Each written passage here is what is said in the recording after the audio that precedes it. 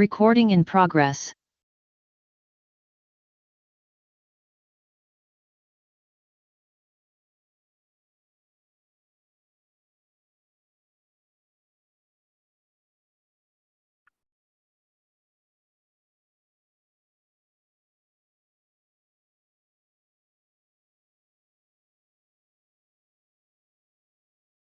How's it going, William?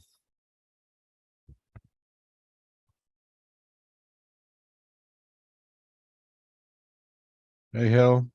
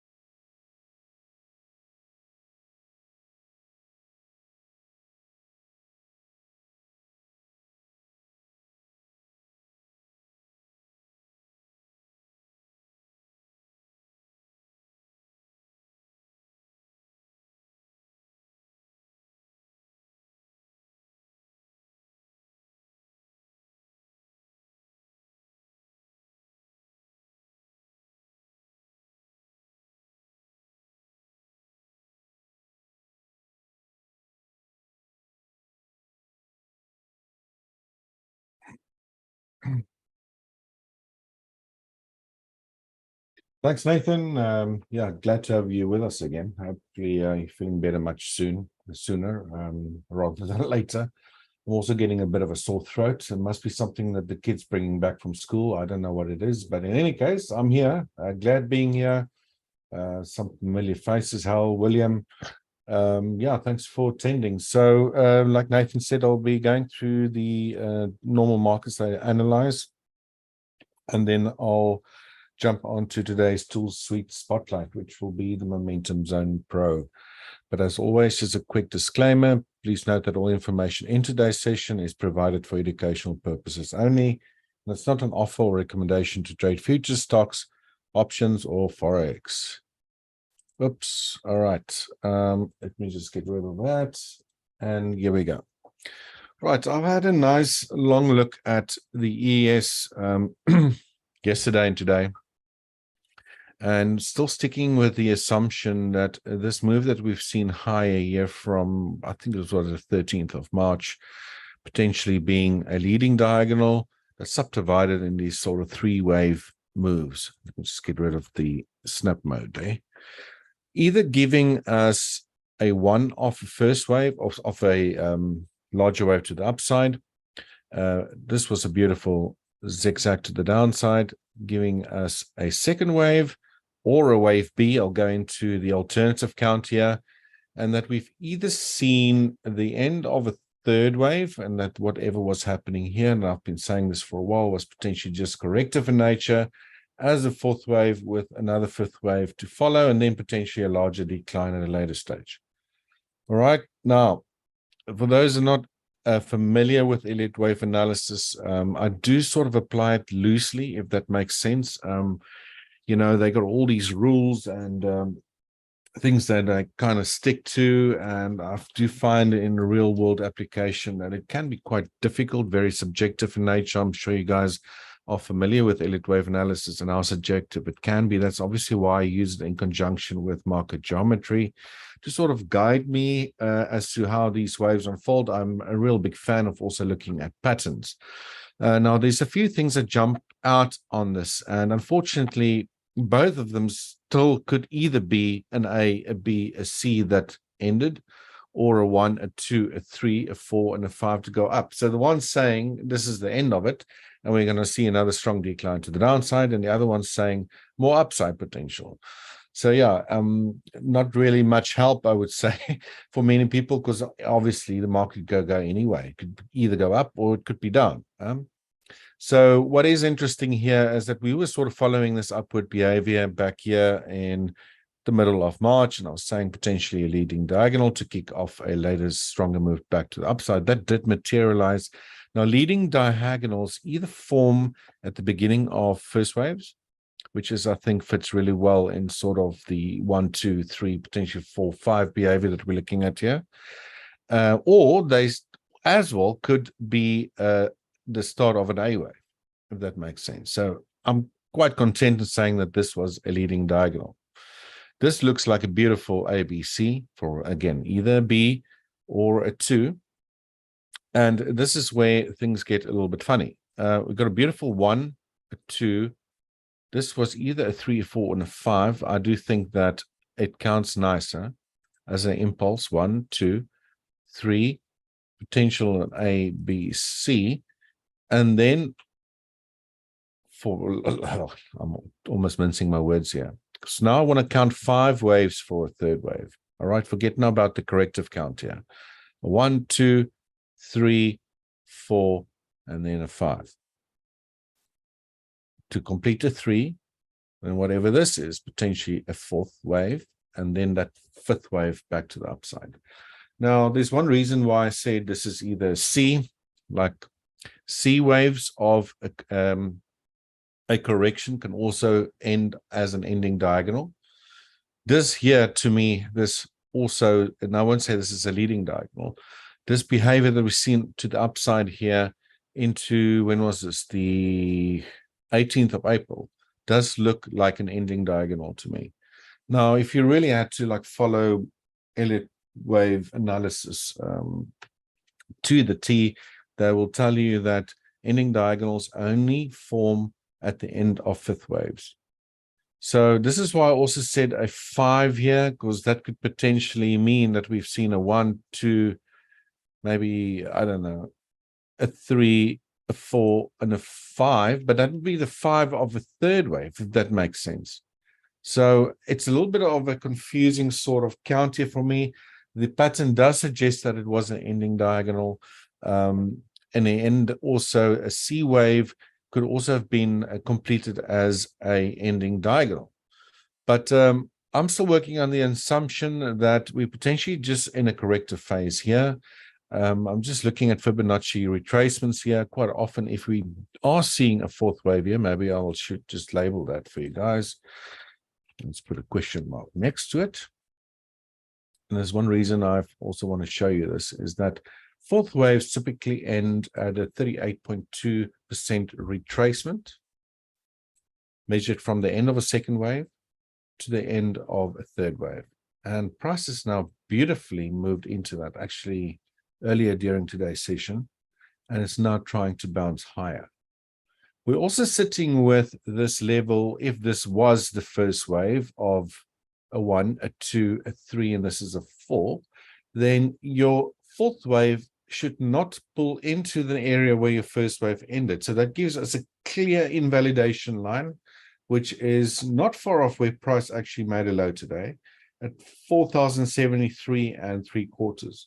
So that for me is the line in the sand.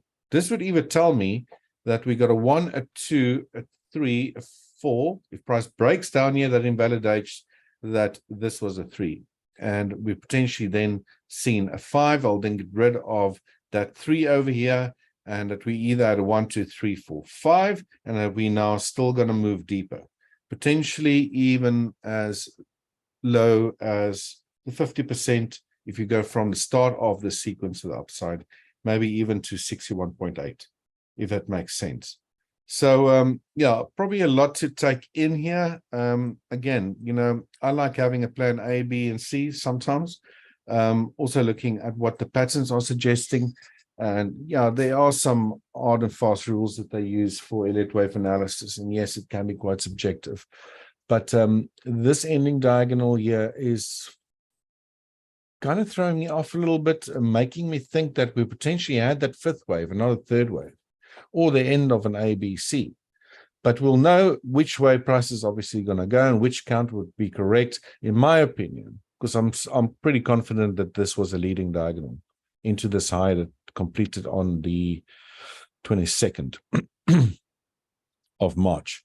That if price were to break below here, then we either had a fifth wave completed of that sequence, or that will invalidate that this is a fourth wave. So price moving back up now is really needs to stay above that 4,073.75 to, you know, have me with a high degree of confidence think that this is a fourth wave that just completed. All right, quickly look at the levels to lock today. Price action has been below today's pivot point, 4,119.75. Just found support at S1 today at 4,081. Again, shy of this invalidation level at 4,073.75. So I'm going to be cautiously bullish here. That being said, I did say yesterday that price was, or not yesterday, was it? Monday, that we'll need to watch the zone. If price can find support, they're potentially going to be bullish. It didn't, and that we might see price actually decline deeper. That did occur, and very simply, not because I was smart or anything like that, is simply looking at price action and where price previously found support. So this was support, and pretty simple basic analysis will tell you that quite often previous areas of support finding getting broken might now act as resistance.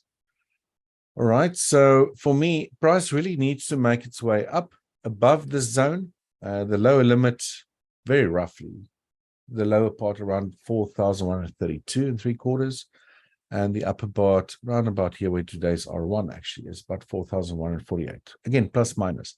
If price makes it above this either today, tomorrow, or even on Friday, then I would say with a high degree of confidence, we're potentially seeing that fourth wave, and that we could then be seeing that final fifth wave move higher. And I won't say final, but to complete that sequence and then get a deeper decline.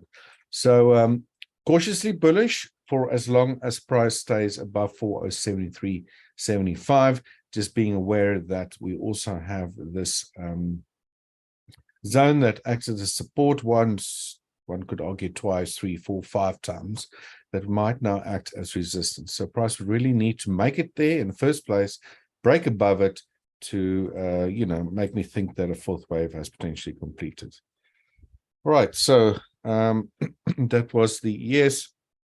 Same thing occurred on the NQ. We had this area where the NQ also found support a few times, broke below it. In this case, actually moved slightly below this upward sloping pitchfork that I've had on my chart here previously, or for quite some time, basically drawn using 3 anchor points.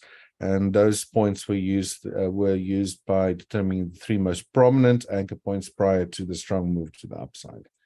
Again, very messy price action, very difficult trading conditions, I would guess, on even maybe a daily time frame, unless you like maybe looking at very small time frames. But in any case, we've had a break below this area, and now on the NQ and not on the ES just yet, trying already breaking above this area that potentially now be resistance, although it's a pretty wide area. I'm just sort of thumb sucking what that area is, but we really need to see a strong close above here for me to also think that the end of a corrective wave, a little bit different looking on the NQ, potentially ended over here already.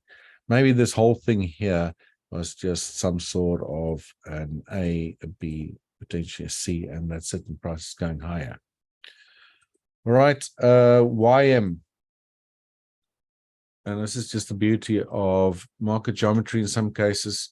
Even during this move to the upside, we had an instance where price missed this upper red warning line of this pitchfork. Again, a shift pitchfork that I used here on the YM. Price pulled back to a upper median line, acted as support. We had resistance, and that was sort of the high when it actually hit this upper red warning line. So we had a miss, and as soon as it hit it, we started getting this decline. We pipped it by a few ticks, this previous high, probably had momentum divergence at this area, and then we start seeing this decline. Price within a few ticks of missing the center median line of this pitchfork. So yeah, still decent evidence that this pitchfork's angles of support and resistance is still working really well. Now, if we have to throw in a little bit of basic chart analysis, same thing here. Previous area of support might now act as resistance. We can see that price already tested that earlier today, or actually during the previous 4-hour candle. We already had a move back to today's projected range low at 33,488. What I was sort of in line with the center median line, and price is now shooting back up again. So again, I'm just going to keep on watching how price plays out on the ESNQ and the YM, and how price closes in relation to these areas that could potentially now act as resistance. Support turning into resistance. We need to start clearing these angular areas as well to start getting a bit more bullish. But again, cautiously bullish on both the ESNQ and YM, still believing that what we've seen here potentially just be a correction. All right, Russell, on the other hand, I don't even want to look at the Russell. It is just a mess, an absolute mess. You know, I couldn't even fit in here a proper pitchfork that was of much use. Price sort of bounced between the up or center median line of this pitchfork and the low median line of this pitchfork. Also had this area which acted as support a few times, and then price broke strongly to the downside, almost reaching these lows that was set here at the end of March. So yeah, still looks very weak on the Russell. Again, not my favorite market to trade at the moment, so I'm not going to really spend too much time on that, unfortunately. Then gold. Before I look at crude, at gold, again, been tracking this sequence up here from sort of the beginning of March, end of February, beginning of March, reckoning that we've seen a 1, a 2, a 3, a triangular A, B, C, D, E symmetrical triangle that we've been tracking as a potential fourth wave. And then we had this nice strong bounce to the upside. Price was also respecting a channel that was sloping to the upside. And I was saying that watch out, we might see a top, because quite often your triangles, they do form a very high degree as your penultimate correction prior to important high or low, depending what direction you're obviously looking at here. But then got thrown a curveball. Price made a move up, went down. I was thinking this is going to do something like this, but instead gold made another high in a 3-wave sequence. And at that stage, quite often, if you see a 3-wave move to an upside with a decline, that's quite often the DNA of what I would call, or the behavior of a expanded flat. So you will have a move into an area. You have a sort of a 3-wave or combination move to the downside.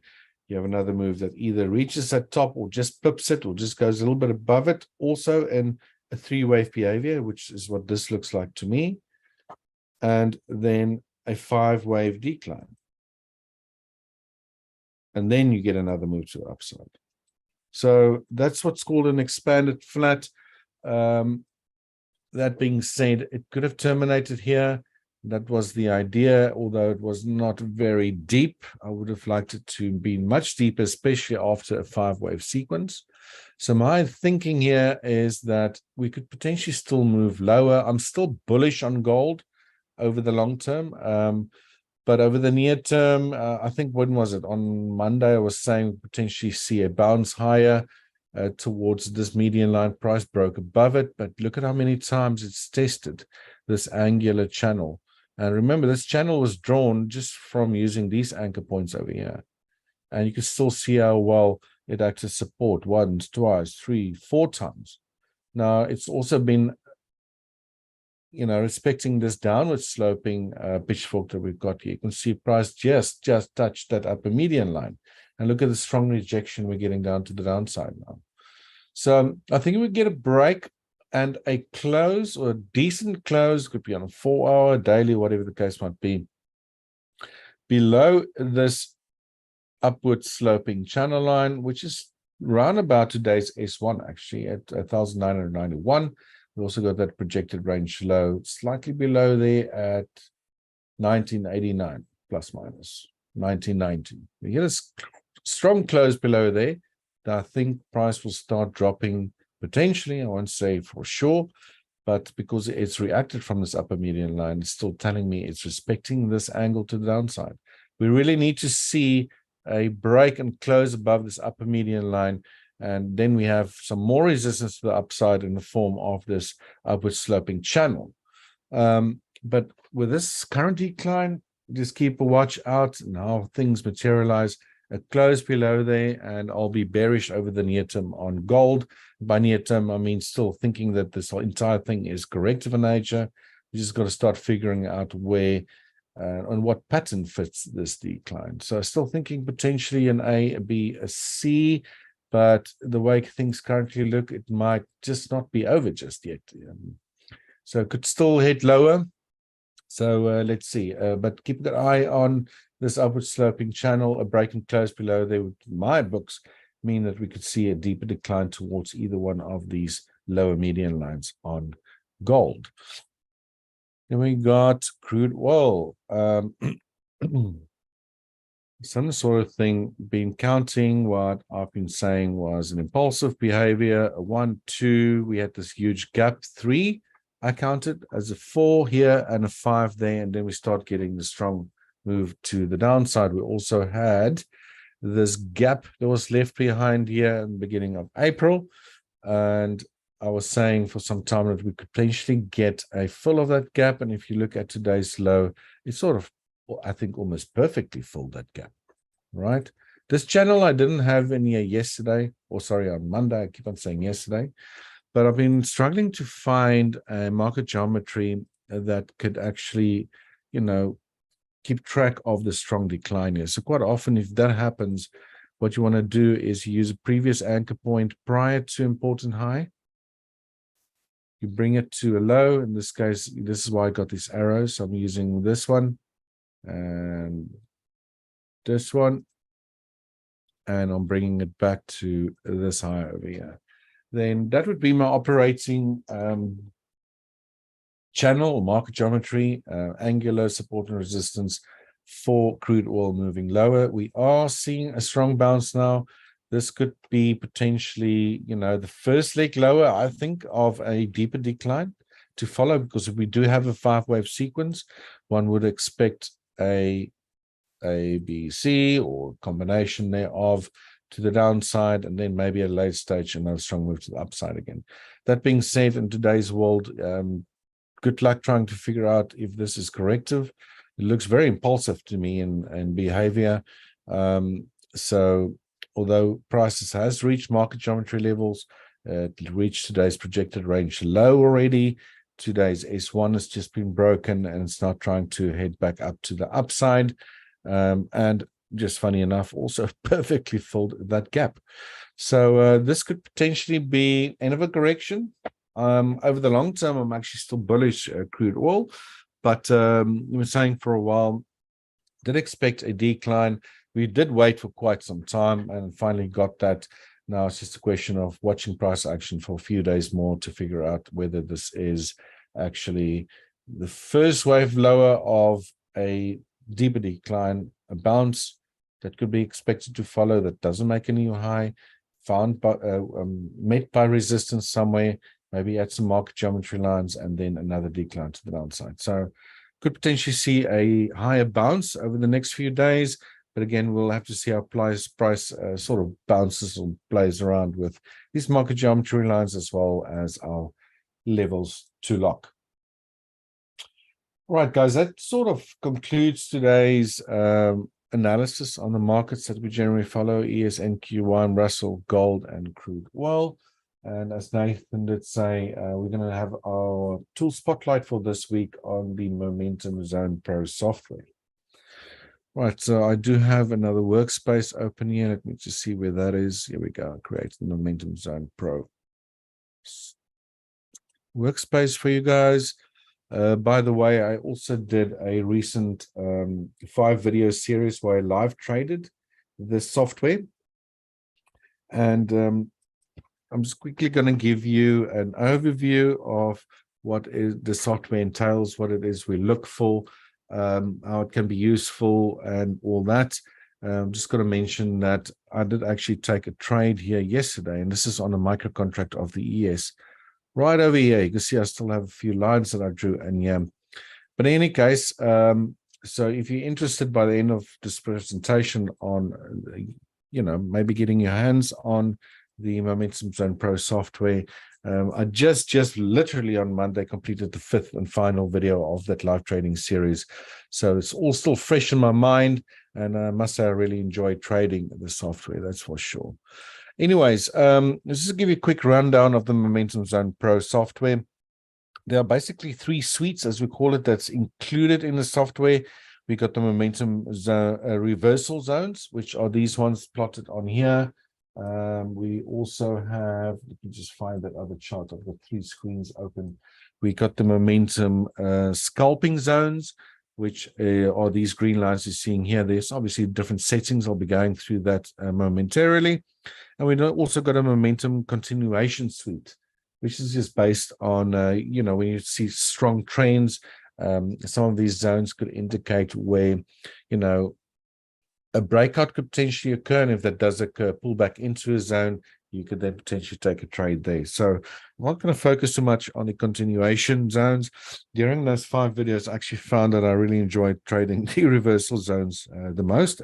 I did 2 of my sessions was on the scalping zones, but I just want to quickly show you today, for explanational purposes, what the momentum reversal zones does. So these zones here that you see on your chart, they're not supply and demand zones, if that makes sense. So they're basically determined by specific calculations that the software takes into account, where momentum, basically, whether it's reversals, continuations, not the scalping that much, but where a lot of momentum basically comes into the market.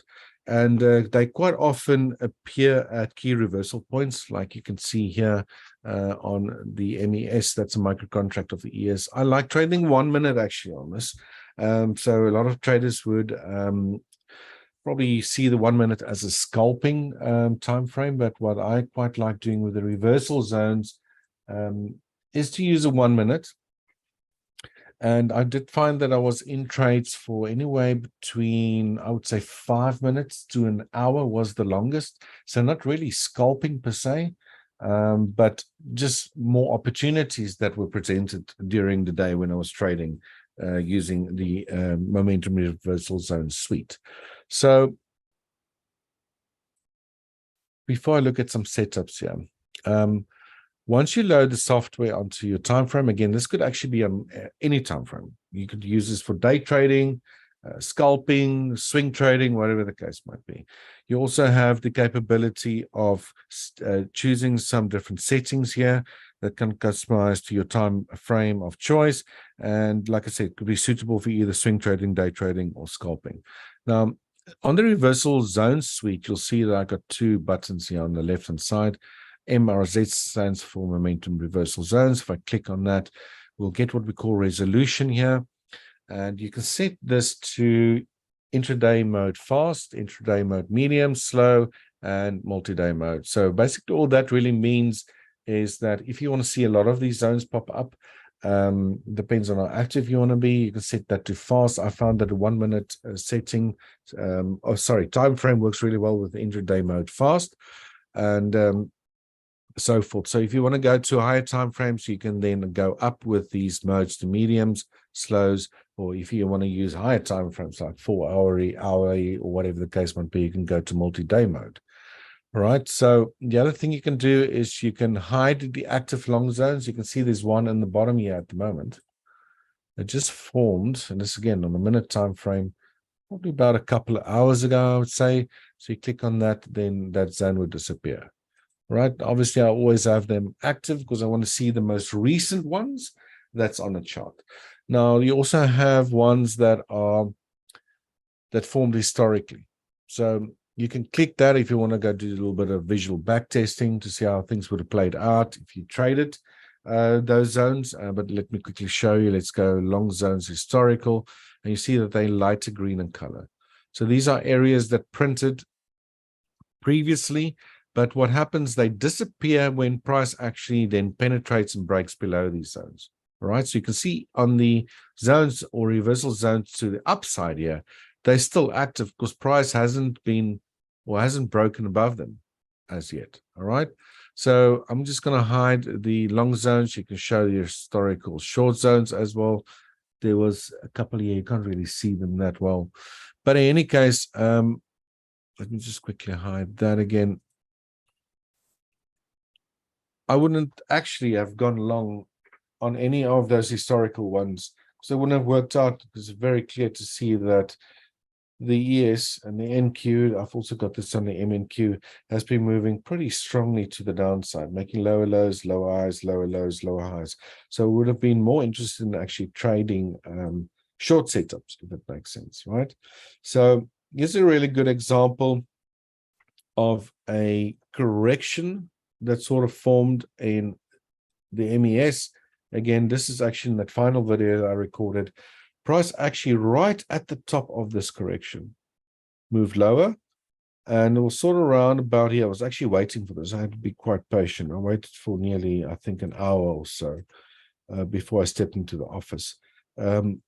This momentum zone, reversal zone, printed here, and as soon as price pulled back into it, I then waited for confirmation from reversal candlesticks. There are different things that I do explain of how I like trading this from an entry perspective as well as my trade management perspective. So things I clearly want to look out for, but the main thing is like most of the users that uses this tool, what they look out for is obviously just to wait for price to pull back into a reversal zone. Again, this reversal zone didn't print over here. It started printing around about this sort of area over here. And all it was, or a trader were to do, was to wait for price to pull back into that reversal zone, wait for signs of an actual reversal or continuation, and then get into a trade and then manage it appropriately. So quite a few nice setups here on the reversal side of things. You can even see here, I think this one materialized around about this area over here. We had one test of it, two tests of it, and an extremely nice move back to the downside again. All right, there's a few more that occurred over here. This one actually printed, I think, around here somewhere as well. Also a nice move to the downside. But when I do trade the reversal zones from a 1 minute time frame, I use very specific risk reward ratios. When I do trade two contracts, is also one of the reasons I traded the micros on here, but it works on any market. You can really trade this on the ES, on the NQ. You don't have to do the micros, but obviously the micros are very popular these days.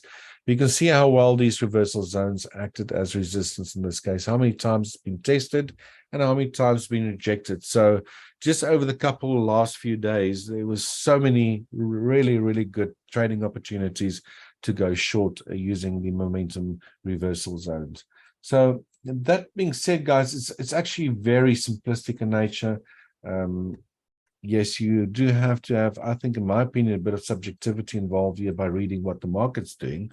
So, for example, if you start seeing a market trending downwards and making lower lows and lower highs, yes, this is from a 1 minute, but could be from any time frame, then I'll be very reluctant taking trades to the upside, if that makes sense, or taking a momentum long zone when prices pulled back into the momentum reversal zones that's printed in green, if that makes sense. So yeah, we just got a beautiful, beautiful test of this zone up here again. It's actually been tested once, it's been tested twice, recently. This was probably an hour ago or so, 30 minutes ago. And look at that beautiful strong move to the downside. With proper risk reward management, quite often walk away with 3 to 1s, maybe even more than that. Also, what we've got is our dynamic risk reward calculator, which you'll see this button over here. Click on that. It basically gives you 3 options here. You first have to select what you want. You want a risk reward of 3, 4, 5, 10, or 15, and the amount of contracts that you want to be trading. You want to be trading 1 contract, 2 contract, multiples of it, 5, 10, or 20. That's also customizable in the actual settings, but it's just nice to have it here on the side for a quick access. And basically, let's say I've set mine to a risk reward ratio of 3, trading 2 contracts again on the MES. And if I were to, let me just open this chart up a little bit. Let's say I took a trade as price pulled back into the zone. I would quite often want to see a rejection to the downside. And my case, and do explain this in those videos, I would have entered at the low of this candle. So I want to see a red candle after price touched that zone. I would then, let's say, look for a 3 to 1, although I do use a different sort of trade management technique. But in any case, if you wanted to use the risk reward calculator and you've added a risk reward of 3 with 2 contracts, you just go add. And then once that happens, you, let's say you entered at the low of this. You then drag where you want to place your stop loss. This green will be your reward, and that blue, see this blue line, you can also actually drag this to the left-hand side, if I'm not mistaken, would be placed a tick, let's say, below this red candle that formed over there. And that would give you, if you read what's happening down here, or right here in this blue, and this is the entry level we actually got short from, assuming I got short there. Where price is currently trading, I should actually move it a little bit lower. You see, I can actually drag this as well. Then that would only be where price has made this recent low on that candle, only be a risk reward of about 2.12. So yeah, obviously it all depends on the factor of the distance between your entry and your stop loss level. Again, if I have to, let's say, if I had a smaller stop loss, then let's say above that candle or a few ticks above them prior to this reversal, then price would already just actually reached a 3 to 1 risk reward ratio for you. So very nice little tool that's also included in the suite. Again, I've only pretty much shown you the reversal suite here. We also have the scalping suite, and as well as the momentum continuation suite. So very, very, very simple tool to use. Again, just identifies very quickly for you where those zones are, whether you want to scalp them, you want to use them as continuation, or potential areas you want to reverse a trade from. Then it's all done automatically for you, as well as that risk reward calculator that makes things easy. We actually get into the trade. Again, I've just completed a 5 live video trading series, trading this as Momentum Zone Pro software. So it's still pretty fresh in my mind, I must say, from my side. Really enjoyed doing that. So if you guys are interested in it, then please go have a look. I think Nathan did drop a link there in the chat box for you. If I'm not mistaken, I also have the actual offer for you guys over here on the screen here too.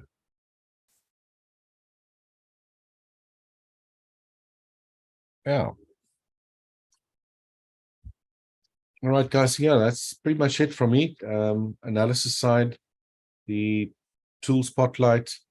Not really too much to say about the Momentum Zone Pro, other than it looks very simplistic in nature, but it really worked well, especially when you have, I found the reversal zones, especially trending markets like you've seen over there, all those nice pullbacks into reversal zones with rejections, beautiful trading opportunities there.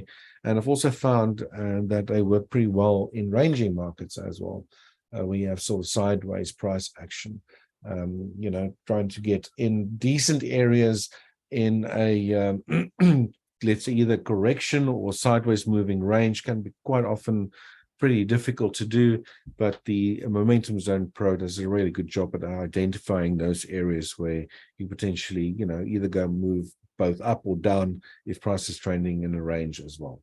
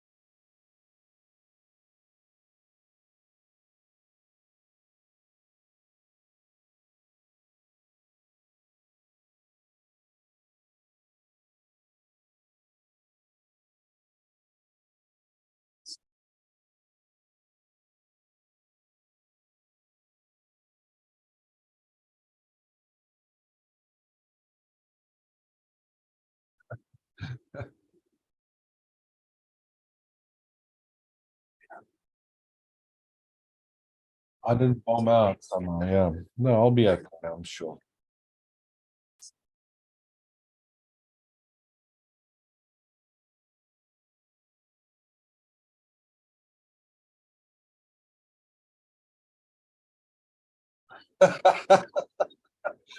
It might have to be me, Jackie, because it's dark here already. You guys are only like at noon there.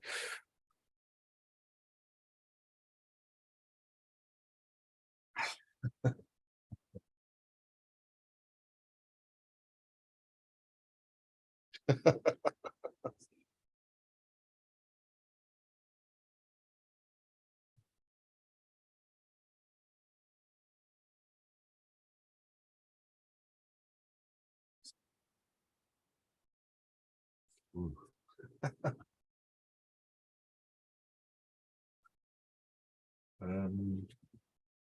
No, hit me. Oh no, that's terrible. Mm. I don't think my kids will even laugh at that.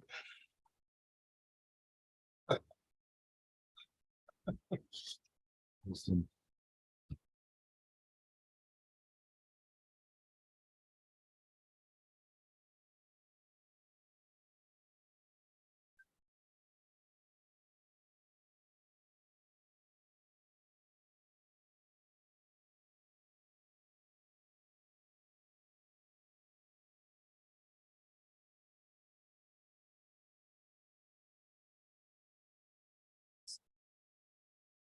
Awesome stuff. Take care, everyone. See you tomorrow. Goodbye.